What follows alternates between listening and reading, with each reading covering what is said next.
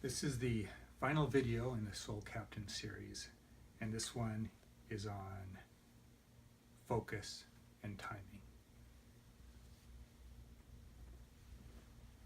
We've got an old flask here with a little bit of a nautical theme.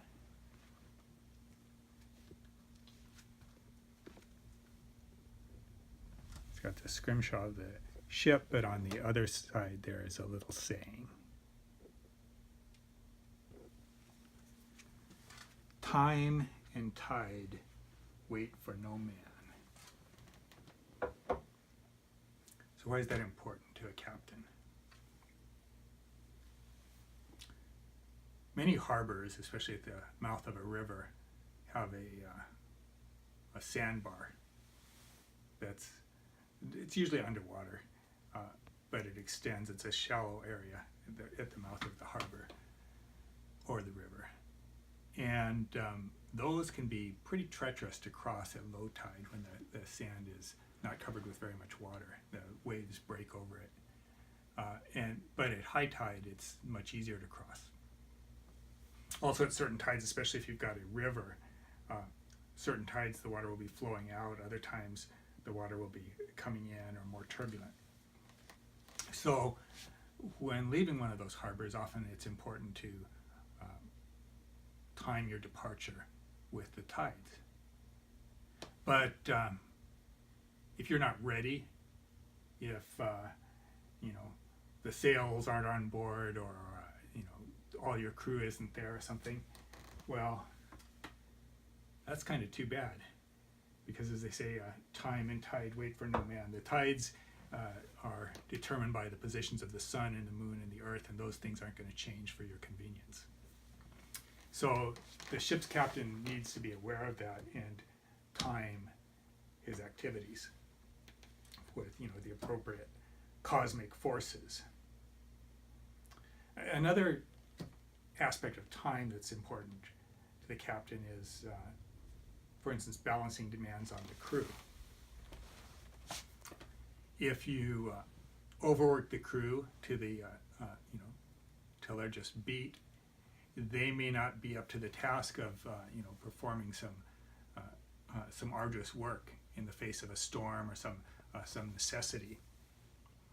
On the other hand, if you don't give them enough work to do, things like the essential maintenance of the ship that we've talked about before, they may not be performed. So the degradation of the ship may make it difficult or impossible to achieve your goals. So that's another way the captain needs to balance time and adjust all of the things on his list. In these videos we've seen how extensive those lists of things are to do with the cosmic forces that are going to generate the tides, as well as the abilities and time available for the crew. So that's a lot of juggling and shuffling and organization of things that the captain has to take care of. Again, shifting focus to ourselves now. Time is really all we have. We all have 24 hours in a day, so that's what we have to work with. And we need to manage it carefully. We saw in the previous video how Rabbi Mendel had noted the ability of some of these systems to just gobble up all of your time, and then you don't have any time left to work towards your goals. So that's what has happened if you apply some of these techniques unskillfully. We want to shoot for skillful use of both our organizational systems and our time, so that we maximize our ability to achieve our goals. The morning and evening reflection periods that we've talked about are one way to do that, to sort of encapsulate some of our reflection time, our planning time, our organization time into those two periods, leaving the vast majority of the day free for the day's work that we've planned out.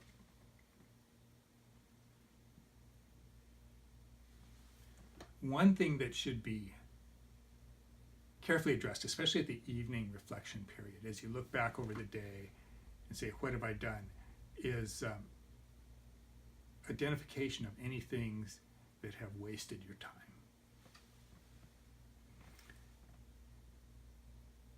Certain things can grab your attention.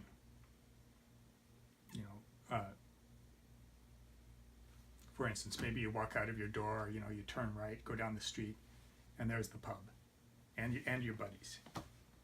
So you're tempted to go into the pub, just have a few drinks, and after a while, it's become a lot of drinks, and most of the day is gone. So that was something outside of your plan. It grabbed your attention, used your whole time.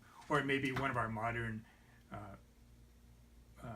challenges right now in this time I'm living in is the advent of social media.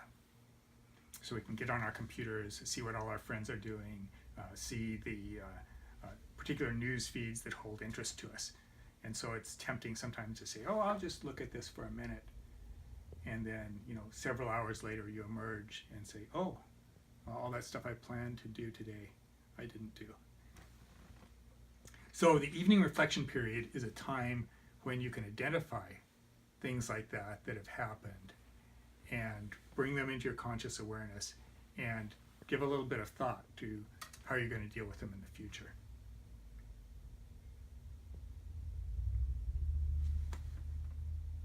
One of the things that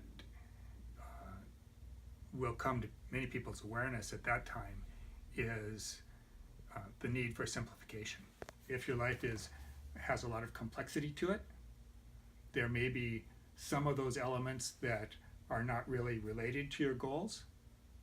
You need to consider those and determine if you want to lay those aside, or perhaps they're very important to you. Maybe you need to revise your goals. Maybe that needs to become an element and part of your goals that you're working towards. In any case, it needs to be brought to your conscious attention and reflected on. So it could be just the number of elements, projects, activities you have going. It could be an element of complexity. Another thing could be the number of things you have. Maybe you just have a lot of things, and every little thing demands some of your attention. As you take these things, you try to tidy up the house, and you have to pick up one thing and move it to another place, and then pick it up and move it back. Or when you want to find something, you have to dig through a big pile of other things to find the thing you want.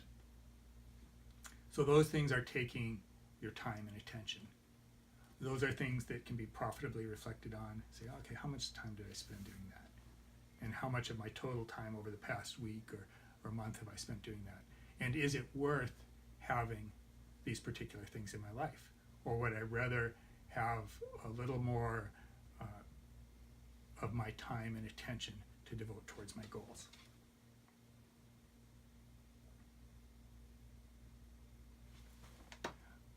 One important way of organizing things as you get to, say, the morning reflection period and you're trying to plan your day is some sort of to-do list of things that are in your your projects that you've got going that you need to do, your maintenance activities that you need to do, or even things to address your high-level life goals.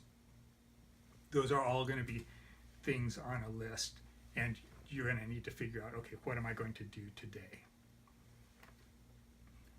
One way to deal with it, if the list is very small, it's not too difficult to manage. If the list becomes very large, then you need to figure out methods to manage it. One means is prioritizing these different elements via one method or another. One way to prioritize is things that are that can be done right now. Things that can be done in the future, only in the future, and things that are urgent that I really have to do right now, or else I'm going to be in big trouble.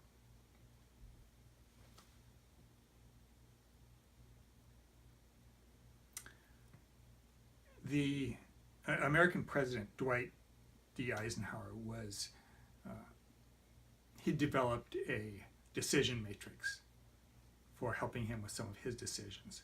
And he classified things on his list according to their importance and their urgency.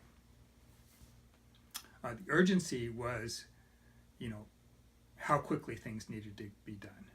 If it really was, either he or someone else perceived it as to be very important that this thing get done right away.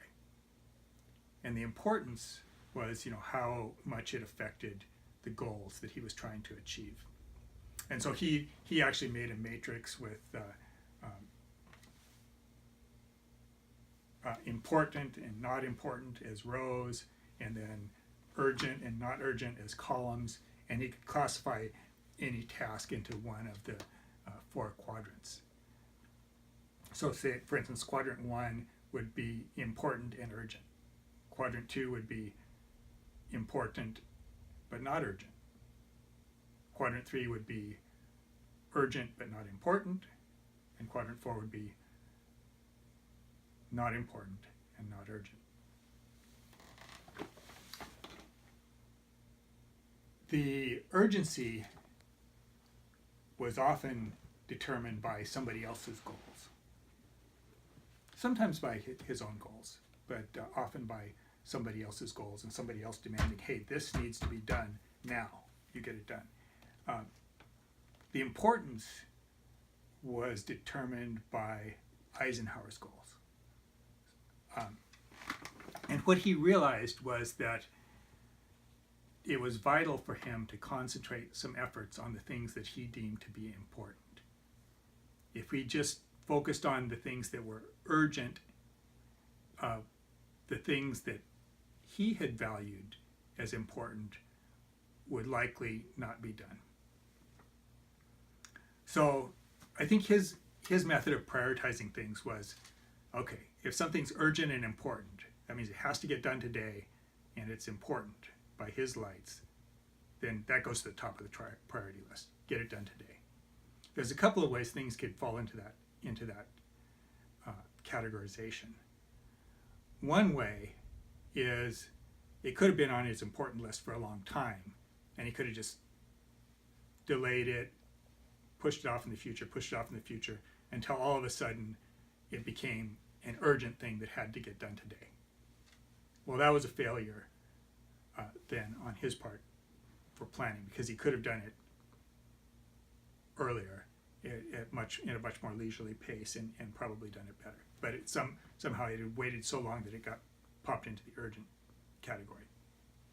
So that's something to reflect about. You got to get it done today, but reflect about it and try not to get yourself in that situation in the future.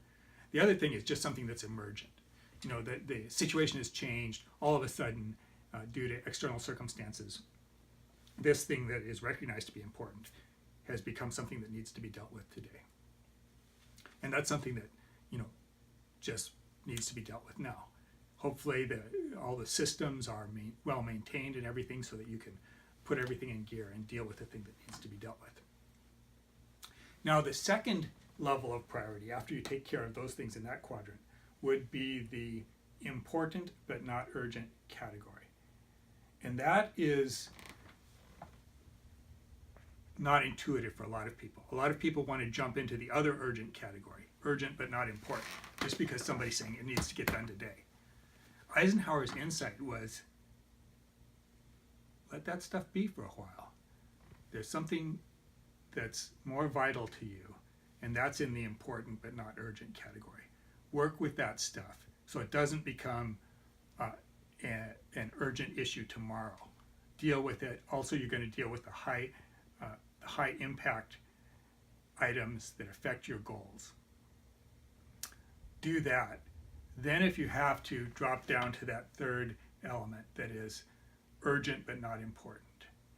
This might be things like meetings that really aren't going to have a heck of a lot of effect, but somebody wants you to do, or various things that have been sort of imposed due to someone else's goals, and perhaps even those goals might be due to somebody else's goals at a third level, and they've been diluted and changed till by the time they get down to you, they really have little value to anybody, but yet there's some expectation that they'll be worked on. So those things are important to identify. Sometimes you have to do those things, but keep them in your place. And in Eisenhower's list, those were number 3 out of the 4 priorities, those urgent but not important things. And then the final category would be not important, not urgent.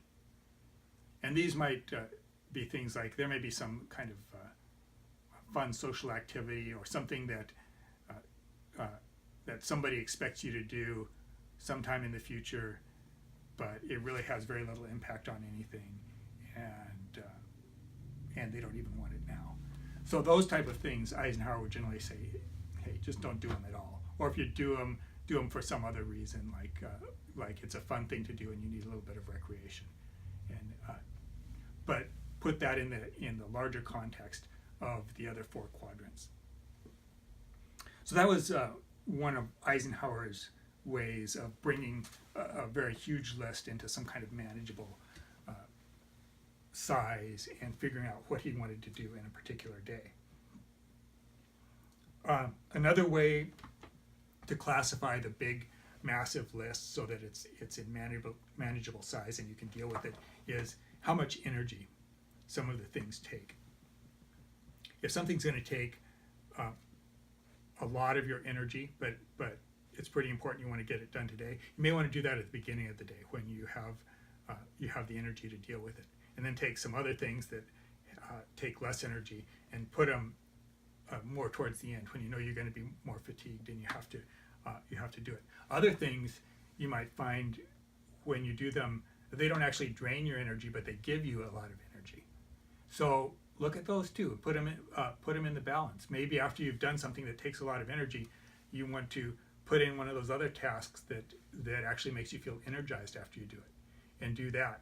Not as much because of its importance, but just to maintain your own personal energy balance, so that you can maintain a good level of energy throughout the day. So those are the things that you need to be looking at as you do the planning, how you're going to manage the time that you have in a particular day, given all this large list of things that you want to get done. And however much time you have and however long your list is, you can pretty much always be assured that the list will be longer than the time you have available.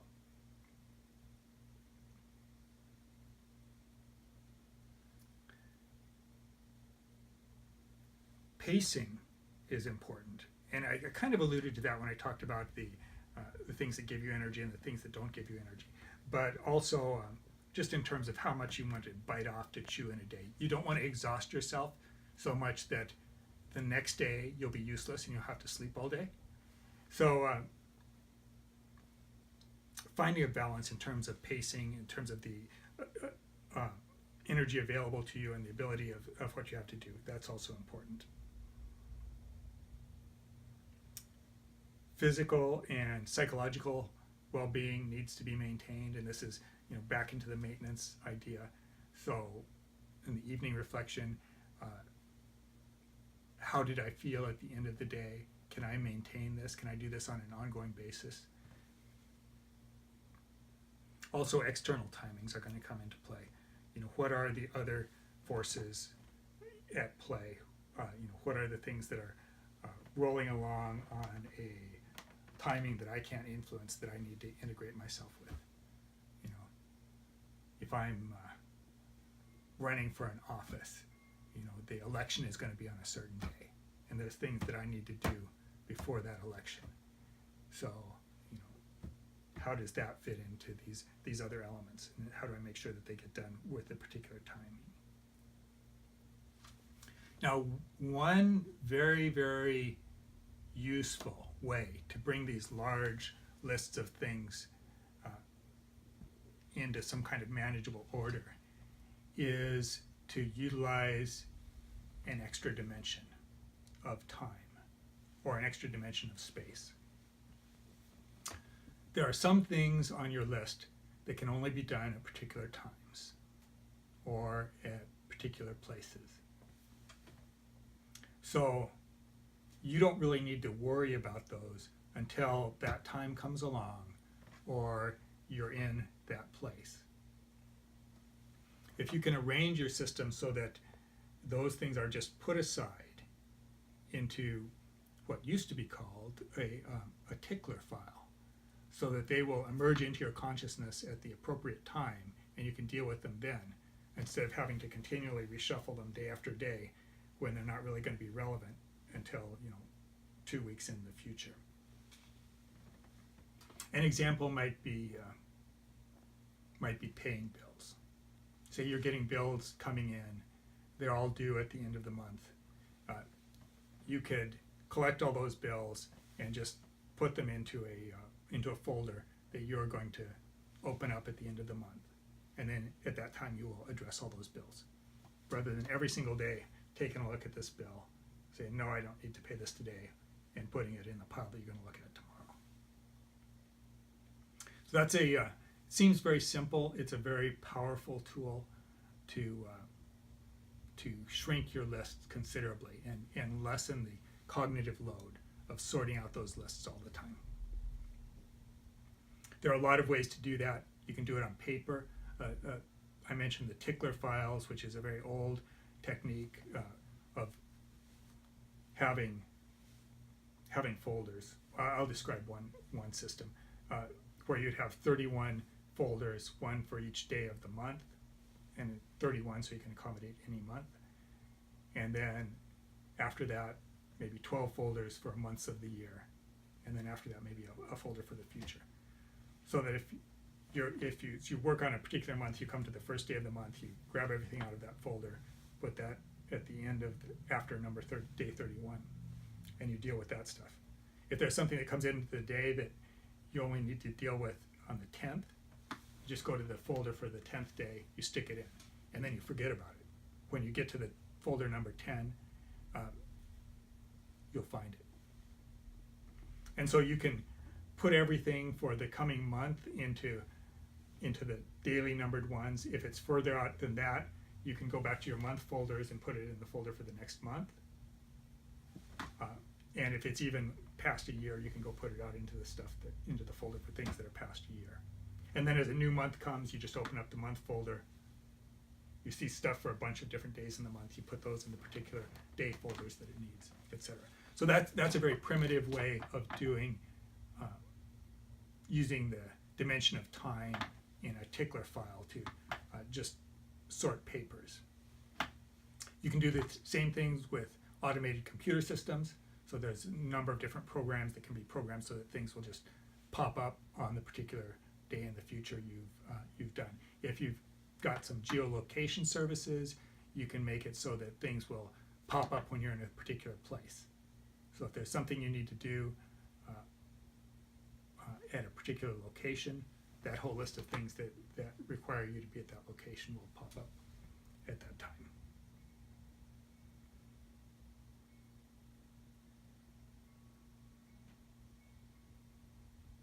Okay, so there are a lot of different time management systems that exist, and I just explained a little bit about one old Tickler file system.